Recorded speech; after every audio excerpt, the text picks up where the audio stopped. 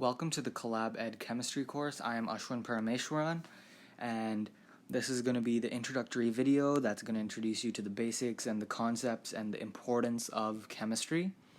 Now, just note that this isn't a full-on exhaustive class, but it is a resource that I hope will help you understand some of the more difficult concepts in chemistry and truly get a grasp on the deep big picture levels of chemistry so that you can truly understand the more surface level math and science that's going on.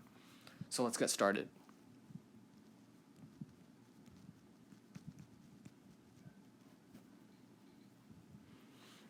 So today I'm going to be covering three things in chemistry: the what, the how, and the why. So I'm going to start off with the why. Now, when you think of why chemistry happens, you need to think of what is the nature of the universe. What is the nature of things?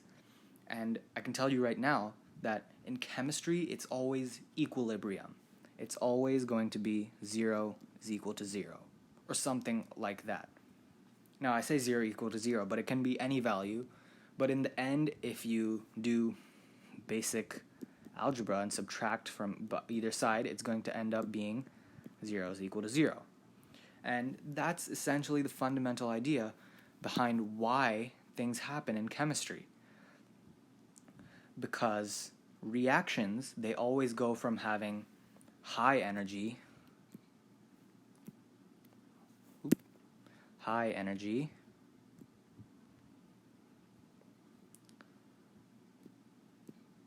to low energy.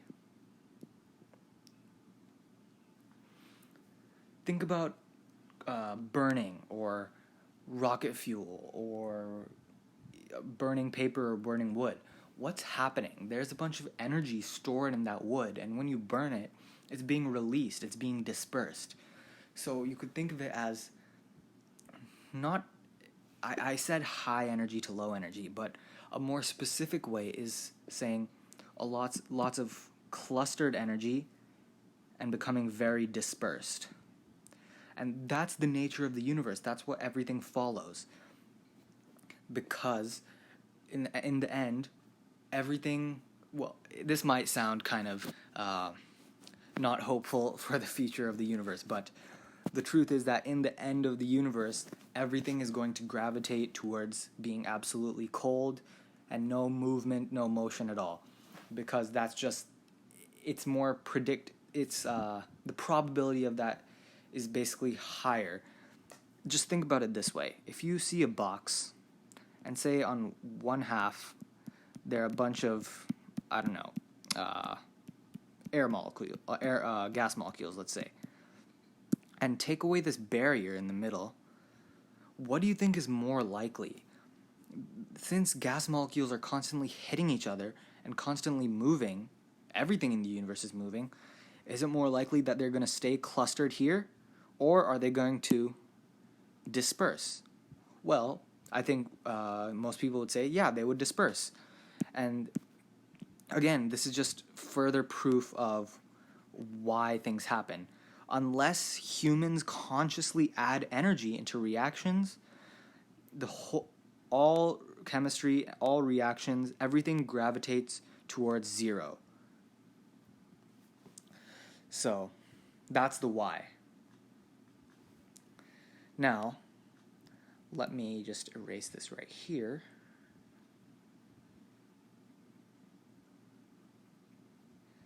And almost there. There we go.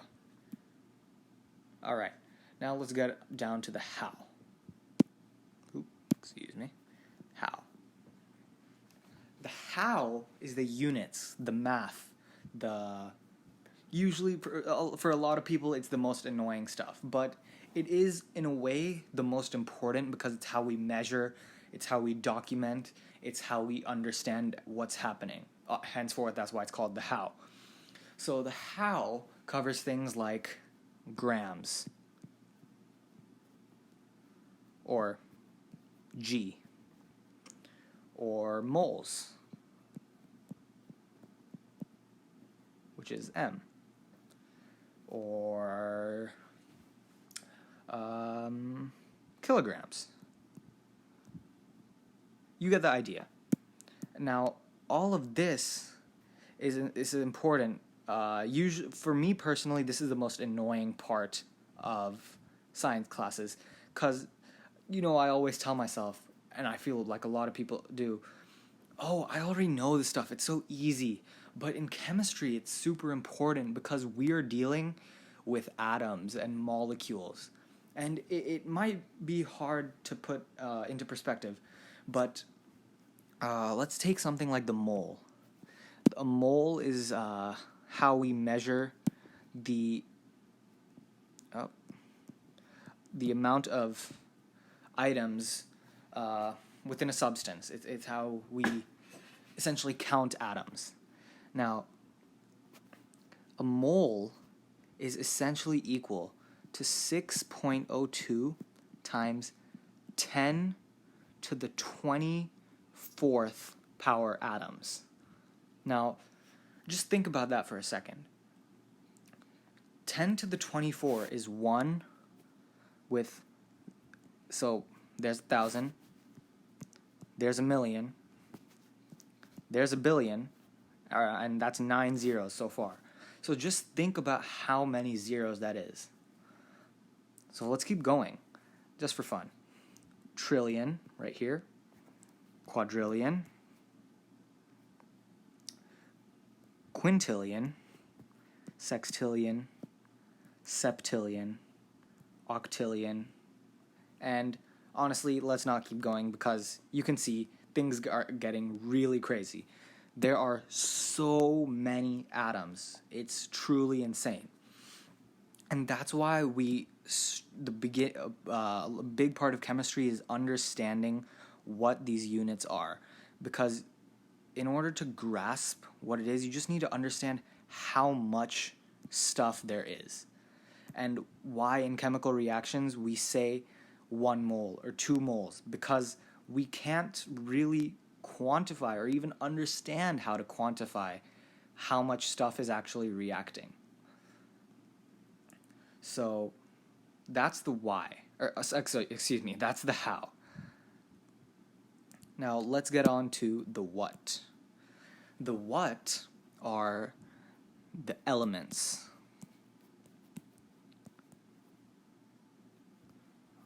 Oh, my pen does not seem to be working. The elements.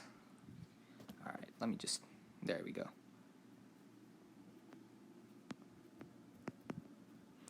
So the elements are, when I say elements, I mean not just elements, but all the stuff we work with. Compounds, how things mix, how ions form, how bonds are created. And stuff like this is where we get into the periodic table, which is obviously super important to chemistry. You don't even have to know, you don't even have to take the class without knowing something about the periodic table and all of the trend that it follows. But essentially, the basic is this. Atoms, or more specifically elements, are simply defined by the amount of protons, or P+. And you can think of it,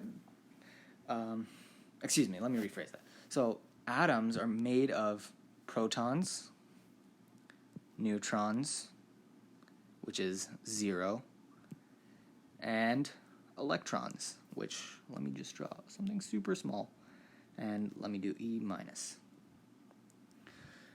And basically I drew that super small just so you can understand that electrons are puny. They are so tiny compared to protons and neutrons, but they're in fact super important to chemistry because that they're moving around and they're jumping from atom to atom is what defines, it's how reactions happen, it's how electricity happens, it's how energy moves around. And so we define atoms as how much of these guys there are, how much protons we have, how positively charged the center of the atom is. In other words, the nucleus, which you may know, the nucleus consists of a bunch of protons and neutrons. And then, let me erase this real quick.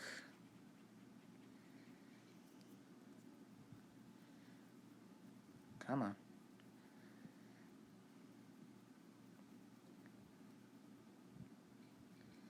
Alright, that's good enough. Is essentially a collection of protons and neutrons surrounded by rings of electrons. That may be all you know for now, and that's okay, because right now you're just trying to understand what an atom is. An atom is just the collection of protons and neutrons at the center, surrounded by lots of empty space with tiny electrons zipping around everywhere. And atoms are defined by the amount of positives that exist within this nucleus. In other words, positives being protons. And neutrons are neutral, obviously. You can remember that fairly easily. The words are super similar. Neutrons help determine what kind of a specific element we have. In other words, we call that an isotope. An isotope. And obviously neutrons don't change the charge, but they do change certain attributes of the atom that we'll get to, and those attributes occur under different isotopes. And electrons are the reacting stuff, the stuff that has a lot of energy. And they are super tiny, they zip around, and with that is the basics of the what. And just remember, these are the three most important aspects in chemistry. The how, which is the stuff we work with, atoms, how we define atoms and what they are. The how, which is the numbers and the documentation and the calculation, so that we understand how many atoms we're working with and how many react with another type of atoms, and what that creates and the kinds of reactions that take place between these atoms. And the why, which is how come these things react in the first place. And that can be answered by the fact that everything gravitates towards being equal, towards being evenly dispersed, because of the fact that it's just more likely, and that the universe as a whole is gravitating towards that future. And with that is the first chemistry video. I hope you enjoyed, and I look forward to continuing with this course and teaching chemistry. So thank you for watching, and stay tuned for the next one.